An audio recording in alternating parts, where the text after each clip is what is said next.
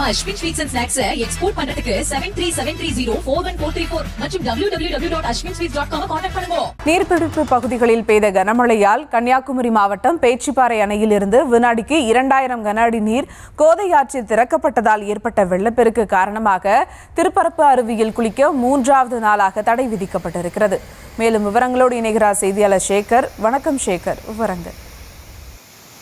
வணக்கம். கன்னியாகுமரி மாவட்டத்தில் கடந்த 3 நாட்களாக பரவலாக மழை பெய்து வருகிறது. குறிப்பாக அணைகளின் நீர்பிடிப்பு பகுதிகள் மற்றும் மேற்கு தொடர்ச்சி மலை பகுதிகளில் பெய்த மழை காரணமாக 48 அடி கொள்ளளவு கொண்ட பேச்சிப்பாறை அணை அபாய அளவான 44.4 அடியை எட்டியதால் அணையில் இருந்து உபரி நீர் திறக்கப்பட்டது.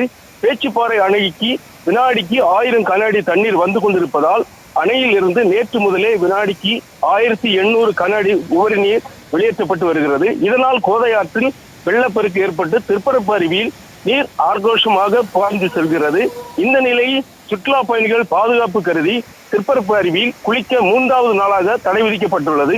இதனால் திருப்பரப்பு அருவிக்கு வந்த சுற்றுலா பயணிகள் ஏமாற்றத்துடன் திரும்பி செல்கின்றனர். விவரங்களுக்கு நன்றி சேகர். நம்ம Ashwin sweets and snacks export பண்றதுக்கு 7373041434 மற்றும் www.ashwinsweets.com கான்டாக்ட் பண்ணுங்க.